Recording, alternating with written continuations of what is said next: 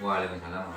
Oh, itu. Pak Eko, di sini saya ingin tanya bagaimana Bapak mengidentifikasi kasus-kasus yang merupakan dilema etika atau bujukan moral di sekolah Bapak?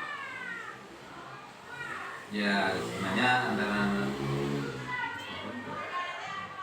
dilema etika dengan dan bujukan moral ini adalah dua hal yang memiliki perbedaan. Namun demikian perbedaan ini cukup tipis-tipis saja. Ya.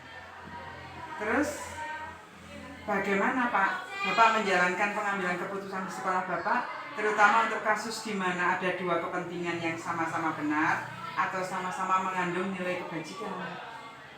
Nah, di dalam mengambil keputusan ini tentunya tidak serta-merta harus diputuskan langsung begitu saja ya, tapi perlu adanya koordinasi dulu dengan beberapa staf kurikulum, staf kesiswaan, sehingga kasus ini bisa kelar untuk segera diatasi.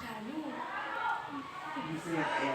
Langkah-langkah atau prosedur apa Pak yang biasa Bapak lakukan selama ini? Ya, yang pertama tentunya harus koordinasi terlebih dahulu ya. Misalnya saja ada kasus, sekarang kan musim hujan, kemudian banyak jalan yang rusak. Nah, ternyata ada kasus misalnya ada guru yang ke sekolah tiba-tiba di jalan jatuh. Nah, ini kan juga kasus. Kalau misalnya guru tidak ke sekolah, tentunya ada jam kosong bagi siswa. Kalau misalnya guru ini lanjut, nggak bisa jalan. Nah, kemudian bagaimana pemecahannya?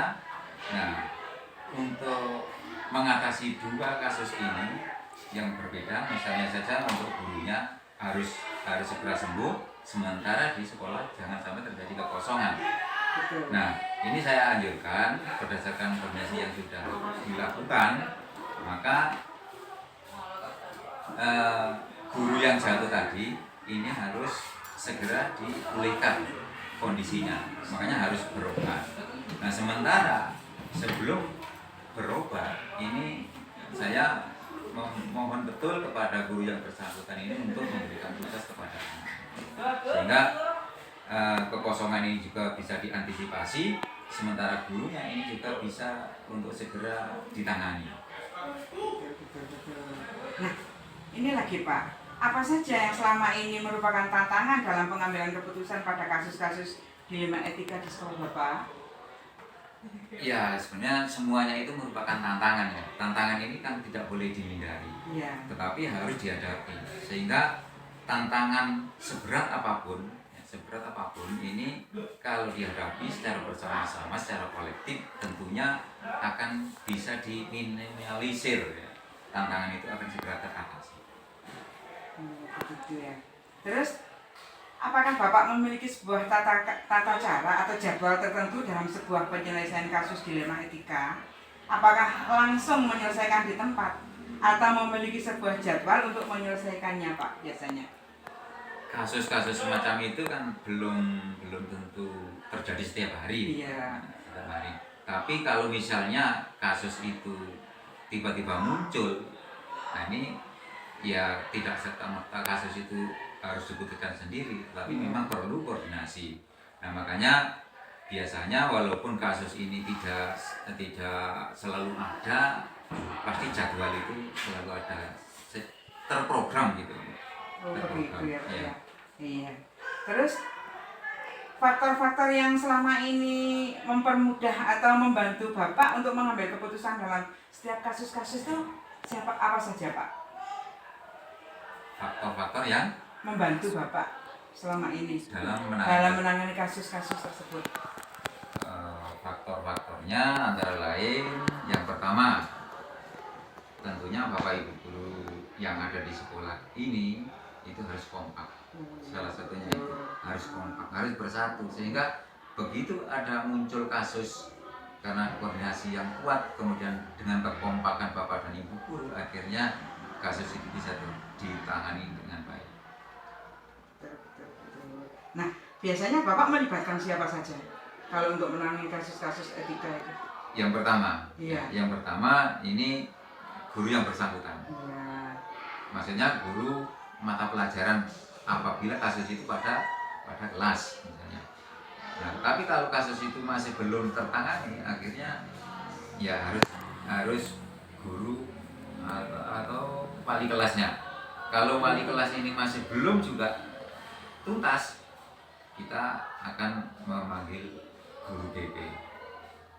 Kalaupun guru BP ini masih belum, nah, mentoknya nanti akhirnya harus ke kepala sekolah dengan melibatkan orang tua atau wali murid tentunya.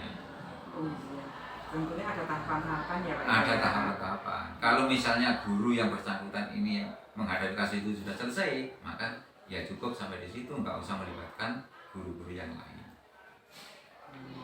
Terus dari setiap keputusan yang Bapak ambil itu, apakah ada yang bisa dipetik gitu Pak Eko? Untuk misalnya untuk keberlangsungan kedepannya sekolah kita bagaimana begitu? Ya keputusan-keputusan itu ya bisa saja diambil hikmahnya gitu Bu, maksudnya. Oh iya. Diambil hikmahnya. Nah, jangan sampai kasus-kasus ini terulang kembali. Kalau misalnya kasus ini terlalu berat, kalau bisa ini jangan sampai terulang kembali. Nah, ini merupakan suatu pelajaran bagi pendidik juga terutama bagi siswa. Jangan sampai kalau misalnya ada kasus ini muncul, kemudian ada kasus yang sama, ini jangan sampai terjadi. Ya. Terima kasih Pak Eko atas penjelasannya. Semoga nanti semakin maju dan semakin mudah menyelesaikan kasus-kasus dilema etika dan bujukan moral di sekolah Bapak. Terima kasih sudah menyediakan waktu untuk saya, dan saya benar-benar mohon maaf karena telah mengganggu waktu Bapak. Saya ucapkan Assalamualaikum warahmatullahi wabarakatuh. Mohon maaf ya saya mengganggu waktu Pak Har hari ini. Selamat siang. Apa? Ini Pak, saya ingin ngasih kabar ke Bapak. Selama ini langkah-langkah Bapak menjadi kepala sekolah yang sukses sampai di titik ini bagaimana? Nah, ini saya ada tugas memang di modul 3.1 untuk mencari tahu tentang penyelesaian masalah dilema etika, dilema yang ada di sekolah Bapak. Nah, yang saya tanyakan di sini, bagaimana Pak Bapak mengidentifikasi kasus-kasus yang merupakan dilema etika atau bujukan moral? Kita harus istilahnya aturan itu ada, tapi kita harus menjalankan tidak dengan kaku, harus bijak. Memang kita harus menjalankan sesuai aturan. Ini contohnya di siswa yang misalnya waktu kenaikan ada satu nilai yang membuat dia nanti bisa nggak naik, tetapi nilai yang lain cukup bagus, dia punya kelebihannya di olahraga. Ini kan dilema juga. Secara aturan memang dia nggak naik, tapi secara kita kebijakan ya itu etika dan moralnya ini kita harus bijak dengan mempertimbangkan hal yang lebih tadi. Nah, ini bisa kita katakan naikkan nilainya sehingga yang satu itu bisa terangkat dan dia naik. Ini bukan berarti kita melanggar aturan, tetapi kita bijak artinya win-win solusinya. Dia nggak jatuh karena toh dia punya kelebihan juga membawa naik nama baik sekolahan waktu itu ya Pak ya. Iya. Terus gini Pak ya, selama ini Bapak menjalankan pengambilan keputusan di sekolah itu, terutama untuk kasus di mana ada dua kepentingan yang sama-sama benar atau sama-sama mengandung nilai kebajikan, itu bagaimana Pak? Ini langkahnya pertama kita mengidentifikasi kasusnya dulu. Kemudian ini yang penting kalau menurut saya itu musyawarah, asas musyawarah. Jadi sewaktu ada kasus kita kumpulkan bapak ibu guru atau staf yang terkait dengan kasus itu, misalnya BK, kemudian staf gitu ya. Bagaimana kasus ini? Nah, ini dari musyawarah itu biasanya ada masukan-masukan kita pertimbangkan. Kalau banyak orang pemikiran itu kita satukan, biasanya solusinya itu solusi yang terbaik. Itu ya. Iya. Terus selama ini apakah ada perbedaan gitu Pak di sekolah Bapak untuk dilema etika sama moral ini Pak? sama apa ini bujukan moral Pak? Perbedaan maksudnya apa? Perbedaan perlakuan. Kalau misalnya ini termasuk dilema etika atau moral, atau Bapak di sini kalau dari tadi yang nilai kurang tapi punya prestasi, ini berarti yang Bapak terapkan di sini keadilan sama kasihan ya Pak ya? Karena ya. Bukan kasihan, tapi kita bijak. Iya, kebijakan iya. Kalau kasihan itu hanya sudah memang betul nggak mungkin naik itu terus dinaikkan karena nilainya banyak, katakanlah kurangnya sampai 5, 6 itu kasihan. Tapi ini kan cuma satu. Oh iya. Itu begitu penyikapannya ya. Iya. Terus langkah-langkah apa ya Pak ya yang biasanya Bapak lakukan untuk menyelesaikan dilema di sekolah Bapak? Makanya tadi itu. Oh itu ya. Ya itu hanya kita identifikasi dulu kasusnya, kemudian kita kumpulkan guru atau staf yang terkait, kemudian kita bicarakan. Nah ini nanti dari pemfokusan usulan-usulan atau apa ya istilahnya Langkah-langkah. ya dari bapak guru atau staf tadi kita mengusulkan, nanti kita kerucutkan menjadi satu keputusan itu. Biasanya kasus apa ya namanya yang melanggar dalam itu kekesiswaan atau BK biasanya itu. Kalau nilai misalnya itu pelaksanaan urusan kurikulum. Tapi yang lain juga harus kita kumpulkan biar ada masukan. Terus selama ini Pak, adakah tantangan-tantangan untuk menyelesaikan suatu permasalahan di sekolah Bapak? Tantangan mesti ada, tapi itu bagi saya ada satu masalah, tantangan ini ilmu. Setiap ada masalah ilmu, nanti suatu saat kalau ada permasalahan yang semacam itu, ini dijadikan jadikan referensi. Memang ilmu itu sebenarnya kan yang buahnya itu di lapangan. Kalau buku itu walaupun berapa perpustakaan pun nggak memuat dengan masalah-masalah itu. Karena itu istilahnya pengalaman itu guru yang terbaik itu benar itu.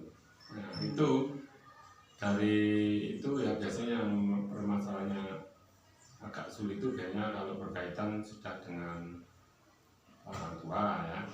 Kita kan harus kalau dari kepala itu harus bisa merangkul ya, bisa menyikapi dari semua hal, dari atasan misalnya dari dinas pendidikan ya, kemudian kalau orang tua, kemudian masyarakat, kalau di sini misalnya di bordernya ada di kecamatan misalnya Muspika, terus bisa juga dengan teman-teman guru, kemudian dengan anak-anak. Jadi dari semuanya itu harus kita bisa merangkul semuanya untuk mencapai tujuan yang baik. Nah biasanya yang dilemanya yang paling sulit kalau misalnya ada orang tua yang aturannya tuh gini loh, tapi dia memaksa kita. Nah itu terus kadang-kadang ada ini penting juga pihak luar itu punya LSM atau itu biasanya dia itu ya seperti itulah ya kenyataannya. Nah ini lagi Pak, kalau misalnya Bapak menyelesaikan masalah di sekolah Bapak itu ada jadwal gitu, apa setiap ada masalah langsung tertangani gitu ya Pak ya? Tanpa jadwal. Jadi kalau jadwal itu kan berarti kita setiap kali rutin. Tapi permasalahan kan nggak selalu. Ya kadang-kadang dalam satu minggu kadang itu ya ada banyak, kadang-kadang satu bulan juga banyak, kadang enggak. Jadi kalau ada masalah ini baru kita sikapi bagaimana langkah-langkahnya. Tapi secara secara struktural jadwal itu kan jadwalnya sudah jadwal secara semacam katakanlah pembelajaran apa itu sudah ada. Tapi dari rangkaian yang rutin itu nanti permasalahan itu nggak tentu di mana munculnya. Gitu. Jadi untuk permasalahan itu nggak terjadwal. Ya. Terus ya Pak ya, setiap kasus yang sudah ditangani ya sudah dari yang itu apa yang bisa dipetik ya Pak untuk sekolahan yang Bapak pimpin itu? Dari kasus itu Kasus-kasus yang sudah ditangani. Intinya bahwa kita untuk mencapai tujuan, untuk maju itu nggak perlu takut dengan permasalahan. Mesti permasalahan itu ada, itu sudah kodrat. Jadi kita tidak, artinya nggak mau melangkah ya, misalnya langkahnya kita mau tujuannya A, terus takut nanti kalau ada ini nah, tetap masalah nanti selalu ada tentu. Nah ini kita takut melangkah, tidak takut melangkah. Nah permasalahan tadi seandainya ada, yang mudah-mudahan nggak ada ya, itu istilahnya kita jadikan referensi, kita jadikan ilmu sehingga nanti suatu saat, nah, istilahnya itu kalau ada masalah yang semacam itu tinggal kita keluarkan, oh dulu mengatasinya seperti ini gitu. Gitu ya Pak ya. Iya. Oh iya. Terima kasih ya Pak ya, sudah dikasih banyak masukan, sudah dikasih banyak ilmu oleh Pak Har. Semoga ini sama-sama bermanfaat dan semoga sekolah kita semakin maju dengan pemahaman anak-anak terhadap 4 paradigma, 3 prinsip dan juga langkah-langkah untuk menyelesaikan masalah, sehingga anak-anak yang mempunyai kasus bisa lebih mempertajam penanganannya untuk sekolahan dan anak tidak mengulangi lagi. Kedepannya anak menjadi anak yang berpikir seperti profil pelajar Pancasila. Amin. Mudah-mudahan sama-sama. Iya. Terima kasih Pak ya. Assalamualaikum warahmatullahi wabarakatuh. Waalaikumsalam warahmatullahi wabarakatuh.